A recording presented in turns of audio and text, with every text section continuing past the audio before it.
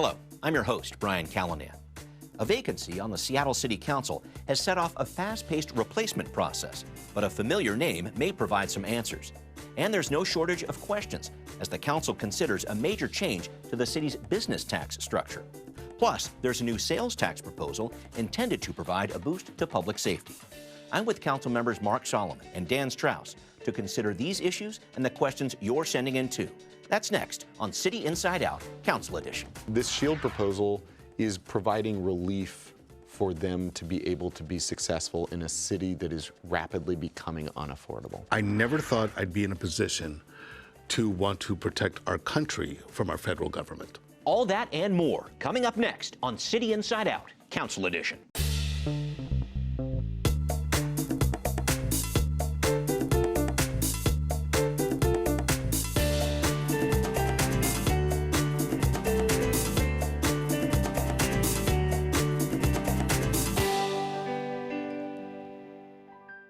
Welcome once again to City Inside Out, Council Edition, here on the Seattle channel. I'm Brian Callanan, and for this episode, we have with us Mark Solomon, council member from the District 2 area of Southeast Seattle there. Very glad you're here. Also, the council's land use chair. Thanks for being here, Councilmember Solomon. Thank you very much. Also, we have with us Councilmember Dan Strauss from District 6, from Green Lake out to Bauer, parts of Magnolia in Northwest Seattle there. He's also chair of the Finance, Native Communities, and Tribal Governments Committee. Good to see you again, Councilmember Strauss. Always good to see you, Brian. All right, let's jump into it here. I'm talking to you right in the middle of the council's process to find a replacement for Councilmember Moore, who stepped down from her position unexpectedly. July 7th was her last day. A few viewers have some questions about what kind of candidate you are looking to fill this vacancy, including Lab, who writes this. What factors are most important? Experience in public budgeting and finance, finding someone with similar views to your own, someone who already ran and lost to represent the district? Does it matter to you whether the person expressed wanting to be a caretaker, and if so, why?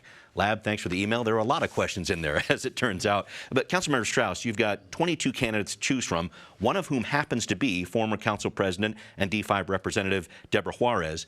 How do you answer this question?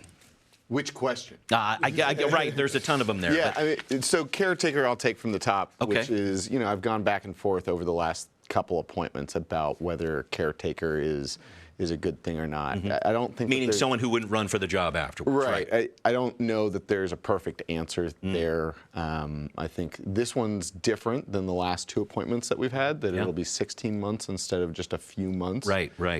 Mark, to my right, is a caretaker, and he's been a joy to work with. So, you know, there's not a right answer about caretaker.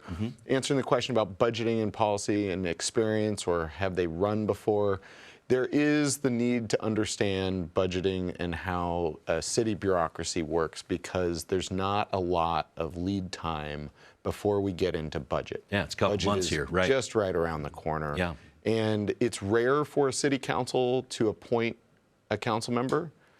It's even more rare to do it 2 years in a row. Yeah. And it's even more rare to do it 2 years in a row and have two appointees at the same time. Right. So having experience is important. Yeah. And that means knowing the blocks. You know, in my conversation today, highlighting that Holman is very different than Crown Hill. Sure, right. I mean, Licton Springs and Northgate are a quarter mile away from each other, and they're very different. That's right. Blue Ridge is very different than Matthews Beach. Okay. And Meadowbrook is very different than Broadview, right? Like, right. I need somebody to know the streets, know the blocks, know the issues, and know D5 inside and out. So it sounds like Deborah Juarez has the job, or what do you think? No, I mean, what I just described could have been a number of people. Okay. Right? You know, Jed Bradley didn't make it to the finalists, but he has budgeting experience for the UW, which has a larger budget than we do. Yulu Jenks has great on-the-ground knowledge of across Lake City. Talking to Julie King, she understands what's going on in Aurora. She understands the West. She understands the East. I mean, there are a lot of really good candidates that we have to look at right now. All right, fair enough. Councilmember Solomon, as Councilmember Strauss pointed out, you've been through this appointment process here. You joined the council back in January when Councilmember Morales stepped down. And I've talked to a few people who really think Council President Juarez, if she didn't get the job, they'd be shocked. But I did want to make sure I asked the question on how you're going through this process. Well, I will acknowledge that there are a number of qualified candidates, and I appreciate everyone who's put their name forward to be part of this process. And when I think about what we have in front of us, when we are looking at budget, when we're looking at comp plan, when we're looking at B&O and shield law, when we're looking at the myriad of issues, not the least of which is our budget constraints. And not only the city's budget constraints, but the fact that we really can't count on the feds for anything that we're going to do with the city, and the monies that have been promised ain't coming. They're not, right? So in addition to having some experience of how this body works, how the city functions, those are some of the things I'm looking for. But more importantly for me, I'm looking for heart. Right? I'm not so concerned about a person's pedigree, resume, or even their agenda about what they want to accomplish. I want to know what's in here. Right? What is their passion? What drives them to want to serve on this body? To get a sense of their why. And I want to marry that why with what do you bring into the table. All right. Great. Thank you. And we're going to see this happen in the next couple of weeks here, so I appreciate the input here. Whoever you do appoint, one decision that will be in front of them very likely soon after they're sworn in is this Seattle Shield proposal, which you brought up here, which voters would have to approve. Just some background here. This was sponsored by Councilmember Rink, would change the city's business and operation tax structure, the B&O tax there. About 90% of businesses in Seattle would owe less than they do today, but companies with higher gross receipts would pay more. This would raise about $90 million, again, if voters approve it. And this is expected to shield the city from some of these cuts to federal funding for human services you're talking about here. This is expected from the Trump administration. Councilmember Solomon, your thoughts on Seattle Shield? When I look at this as a creative way to, again, shield us from what is coming or what has already occurred. And realizing that there are some concerns. What is the impact going to be on those large employers? We know that it's going to benefit, or should benefit, our smaller employers, our small mom and pop shops. Love it. One of the things I've heard loud and clear in talking to our business community partners is one of the ways that we can hopefully reduce the number of vacant storefronts is to give those businesses some kind of relief. And maybe B&O is a way we can do that. So how do we increase our basic tax structure, our basic occupancy rate, make it easier for businesses to actually be in the space. But I also have heard concerns about, what is this going to do to, the larger employers, the big ones? Are there adverse impacts? Are there unintended consequences? So those are things that we're going to have to weigh. Let me bring in one of those critiques if I could. And Councilmember Strauss, I'll put you in here. John Scholes, the CEO and president of the Downtown Seattle Association, has a lot of concerns about this. He wrote this a few weeks ago. This is a boneheaded proposal of epic proportions. President Trump has created significant economic uncertainty for Seattle companies with the threat of tariffs. And the response here by some city leaders is to raise their taxes. Talk about a self-inflicted wound. It's the fiscal policy version of Seattle's defund the police movement, and if passed, will ultimately result in Seattle defunding its tax base. How do you respond to that pushback? Feels extreme. That statement feels extreme. And I think one of the most important parts of this piece of legislation, again, I'm not the sponsor, I'm the chair of the budget committee. And this is something that will go before voters too. Is that it goes before voters. It has a sunset. And there are also, we need to protect our port economy because the port makes up a third of our sales and use tax. The port maintains a steady level of economic activity when tech is doing well and when tech's doing poorly. When we overlook our port and when we overlook the bedrock of what our finances are based on, it can create problems. But, the Downtown Seattle Association and John himself has come to City Council requesting more revenue through rate increases. They just requested permission for kiosks that will generate money for them. Because again, what I've heard from them is that things are more expensive, costs are rising, we want to expand the mid. These are all things that I agree with. They're downtown. And that's why I never said anything like what he just said about the DSA requesting more funding. Okay, all right. Fair enough. Thank you for responding to that piece. 5 council members, including both of you, signed on to a letter that had signatures from city and state officials all around the state here in support of progressive revenue measures like Seattle Shield. It also called out President Trump's big, beautiful bill as a national disaster. Plus, it called out our state's governor. Here's an excerpt. The most recent budget signed into law by Washington State Governor Bob Ferguson reduced child care access for working families, made college less affordable for thousands of students, defunded public employee pensions, and closed a reproductive health care clinic on Capitol Hill, the state's most densely populated neighborhood.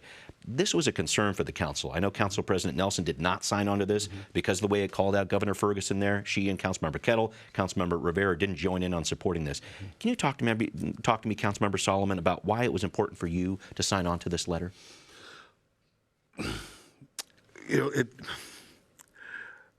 I didn't think I was going to go here, okay, but I will. I served in the U.S. military. Okay. I served to protect and defend this country, to uphold our values. I never thought I'd be in a position to want to protect our country from our federal government. And that's where I see we are now. And I may not necessarily agree with the characterization or calling out of Governor Ferguson, but I cannot idly stand by and see what's happening on the federal level and how it's going to be impacting us here and stay silent. Councilmember Strauss, I know this letter had some different feelings on the council here. What were your thoughts about it? Why did you sign on to it?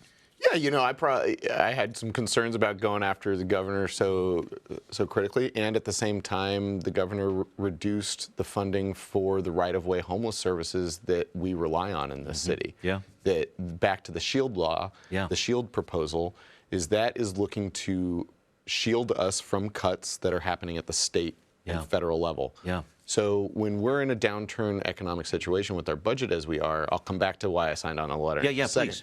I have 3 levers that I can pull to address the budget, which is I can create efficiencies, I can make reductions, or I can make new revenue. We just closed a $250 million hole last year where we ran this same exercise. Right. Got to April, forecast was downturned, we're back in the same position. But we've just run the exercise a moment ago. Yeah. Right? And so why did I sign on to that, even though I probably wouldn't have used that pointed language at the governor, is because we need to make a statement that we're together.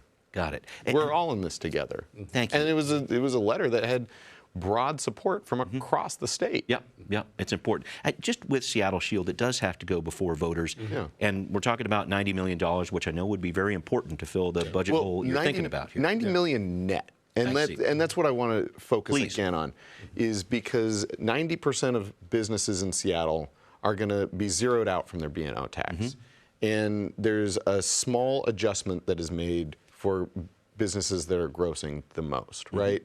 And the majority, or maybe not the majority, but this is also helping those smallest businesses find tax relief. When I was having the conversation with the smallest businesses, and when I say smallest, I mean 50 or 40 or fewer employees. Right. So the restaurant, I actually call them owner-operated. Sure, yeah, right. Owner-operated businesses. I get it. Because they're not hiring someone to manage their business. I get it. This SHIELD proposal is providing relief for them to be able to be successful in a city that is rapidly becoming unaffordable. Got it. In terms of the revenue that is raised, though, $90 million looks pretty nice, I would imagine, when we're talking about a budget deficit here. If it doesn't pass, what kind of position does that put Seattle in?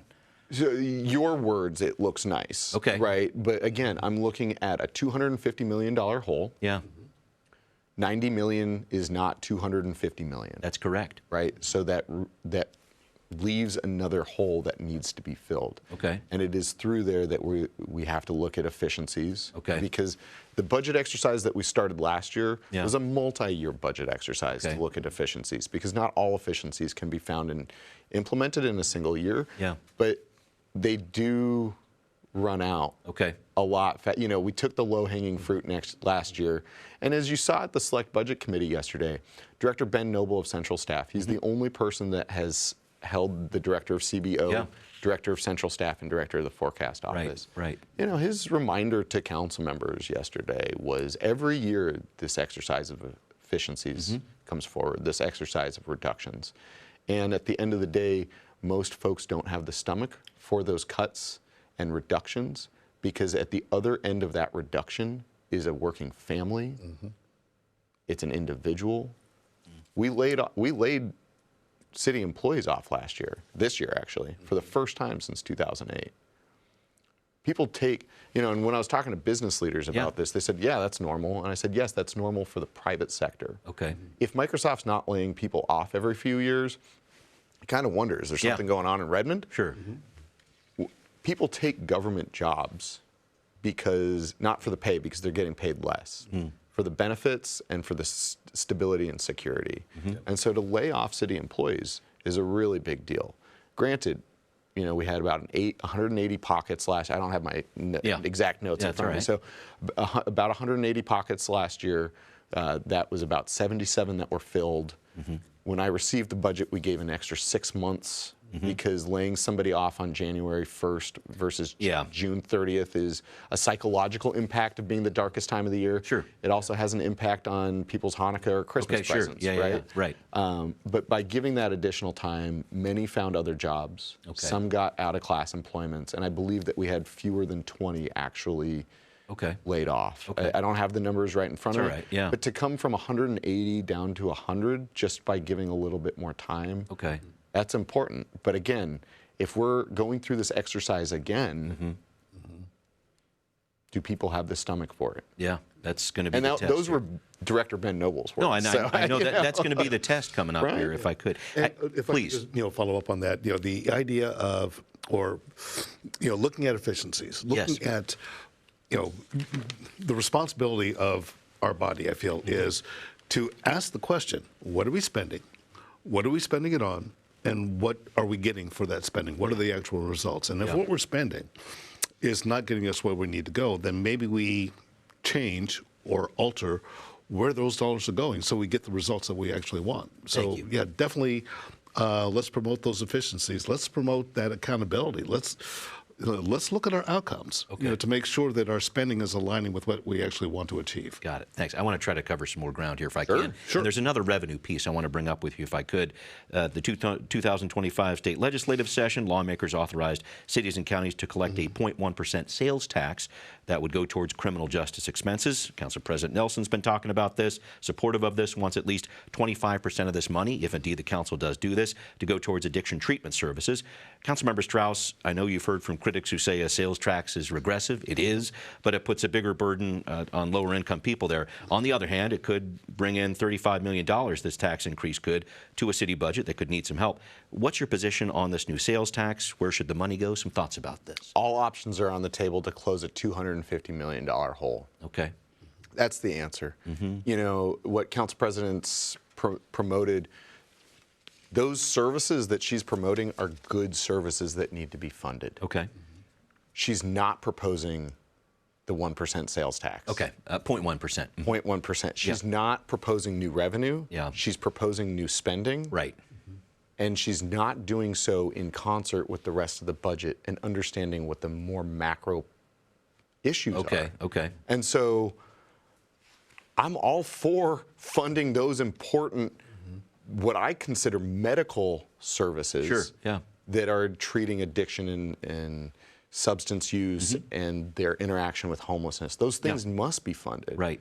But she's not proposing a new revenue source. She's proposing new spending while also not identifying where efficiencies or reductions are happening. But that's also because all of that is supposed to take place in the budget process. And I did want to get to this idea, though, of this 0.1% sales tax piece. Is it something that you support? Would you like to see the council bring in these kind of dollars? That's kind of where I was going with this. The council needs to bring in the dollars. And, to the point that's been made, yes, sales tax is regressive. It's going to hit those on the lower economic ladder harder than anybody else. Yet, what other levers do we have? What other buckets do we have?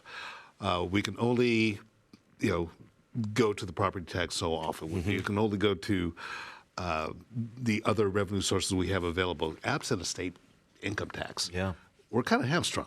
Right? What I see in terms of taking a portion of that 1% that's been, or 0.1% that's been proposed, and linking it to those prevention services, those treatment services, those addiction services, I think about it from my public safety lens. When I look at what crime is happening out there in the city, out there on the streets, and how much of it is fueled by addiction. There's a direct correlation.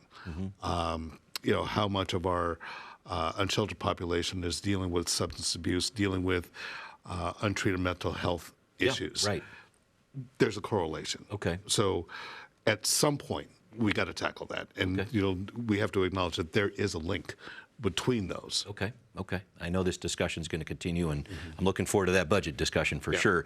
Hitting the mailbag here once again, if I could. Councilmember Strauss, Eric's got a question for you about the Neighborhood Street Fund, which directs money from the levy to move Seattle towards projects supported directly by the community. Eric writes this: with the Neighborhood Street Fund no longer accepting applications, I am concerned that funds are now captive to mode warrior advocacy organizations, forcing neighborhoods to accept disliked projects like Stay Healthy Streets instead. Can you speak to the future of the Neighborhood Street Fund? Some background here: Stay Healthy Streets reduces or closes off streets to car traffic. It's meant to encourage more walking and biking. Some people really like it. Eric doesn't happen to be a fan. Councilmember Strauss, some thoughts about the Neighborhood Street Fund, if you could. One of the other things that we did in this last round of budgeting is we put to the side a council district fund. So I go back and I look at, when district councils or district community councils, I was a member of the Ballard District Council before it was before it stopped receiving city funding and before it stopped functioning. Existing, it was based out of the Ballard Service Center, which was a Department of Neighborhoods building that became an FAS subtenant. All right. And that's now where I have my office. Oh, I got it. Okay. Right. And so I occupy the space that district council used to. By being present with my community. By finding out what their needs are. By being able to sometimes bring presentations to have town halls. I've got, I think, let's see, I've got 4 hours of office hours right after this, right there. And in a similar way to the Neighborhood Street Fund and the council district funds, I will be looking at what are the different things in the district that we need to fund. Right? And that's separate and aside from all of the things that SDOT does. And so, roundabouts. I can't get SDOT to put in a roundabout to save my life. I swear to God. That's tough. And, you're a council member. Well, Come on, and I'm sure SDOT's going to watch this. Everything that I've said in our private meetings, I'm saying on the record, which is I've got 5 roundabouts that neighbors have been asking about for years. I've got one on 62nd and 2nd that the guy David has been asking since before Mike O'Brien was a council member. What's the holdup? What's up? They won't do it. Oh, okay. Right. All right. And so sometimes they'll say there's no funding, and then I'll say, okay, so I've got the funding, and then they'll say, well, there's not a program to do that. And so, this council district fund is how I am saying, what are we doing here? But, in my most recent meeting with them, they said, well, 5 roundabouts might take up the whole $2 million. And I said, come on. Come on. And they're like, all right. Well, what about drainage? What about the ramps around the corner? And it's just kind of like, if you're not gonna slow down, cut through traffic on side streets, you have to put in speed bumps, you have to put in a stop sign, or you have to put in a roundabout. I don't care. But the answer can't be no. Okay. All right. Thank you for sharing that piece of it. Councilmember Solomon, we got a whole nother letter coming in here. A question about urban growth in Seattle from Kyle, who writes this. Former Councilmember Moore campaigned on support for Alternative 5 from the Comprehensive Plan Draft Environmental Impact Statement, but opposed most of the policies proposed in it once she took office. How will you consider the comp plan process in choosing an interim CM to replace Councilmember Moore? The background here, Alternative 5, is this proposal to add a lot more density to the city via the comprehensive plan. The council's working through that right now. I know we're talking about the vacancy here as well, but Councilmember Solomon, how would you answer this question? I really want to try to focus on this comp plan. Okay, well, when I look at the comp plan, when I think about the city, we need more density, and we need it throughout the city, not just in certain neighborhoods, because when I think about D2, we have density. Yeah. I don't need necessarily more density. I want that density to be shared in other districts. At the same time, I'm looking at affordability. Okay. You know, how many of the units that are actually in my district are affordable units? Yeah. And something that is keeping me up at night is when I think about our housing providers, especially those that are tax credit properties, you know, not the market rate stuff, you know, Yeah. those who are at 60% AMI and lower. Okay. Some of our providers are selling off their assets to just balance their books, which makes me worry about what's going to happen to the affordable housing units in my district if those providers go under. Yeah, right. Okay? So that's why I'm looking at more affordability, more units, more density, and more parts of the city at more levels of AMI. Got it. I need units at 30 AMI and lower, not 90 AMI and higher. Okay, right? got it. So again, that's one of the things that's driving some of the efforts I'm involved in right now is to, number one, keep people housed. Yeah. You know, reduce displacement, and allow our affordable housing providers to continue to provide affordable housing. Got it. Thank you. Those are central to the things that I'm looking at right now. And I'm sure that's going to be part of the process in bringing in a new council member, too. I've got time to ask one more question of you both. And Councilmember Strauss, I wanted to make sure I asked you. The council just passed a measure meant to speed up the construction or make it easier for Sound Transit to bring in light rail. You serve on the Sound Transit Board as well as the City Council.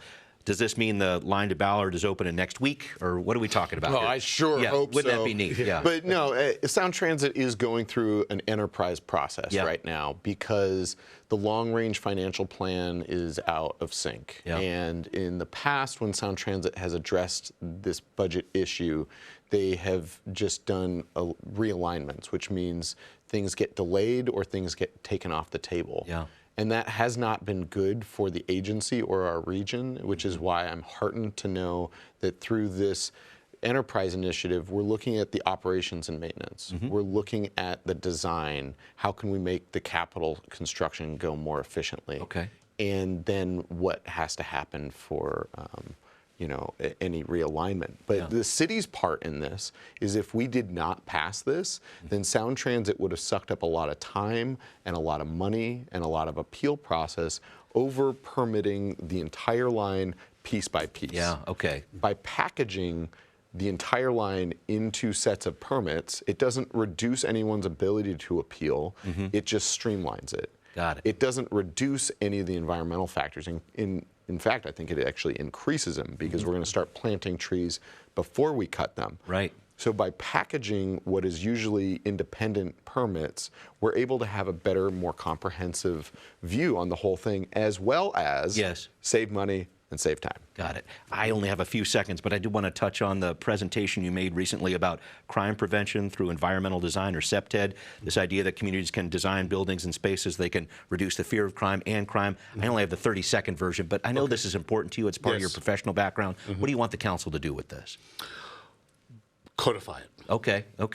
Make it part of the city code. Yeah, and one of the things we're looking at is, you know, we're doing some design review, like some interim legislation on that. Put SEPTA requirements into the design review. It's like, okay, if you're going to build something, consider these elements before you draft your final product, and do it before the 60% phase. You know, so that you actually can make those changes before it's like, it's too late to actually make these changes. It's going to be too expensive. Consider these things in the design phase, early on in the concept phase, so it's actually much easier to implement. Got it. There's TED Talks and there's CEPTED Talks. Appreciate you breaking that down. That Councilmember Mark Solomon, Councilmember Dan Strauss, thanks for joining me. Brian Callanan here with you, and we'll see you next time on Council Edition.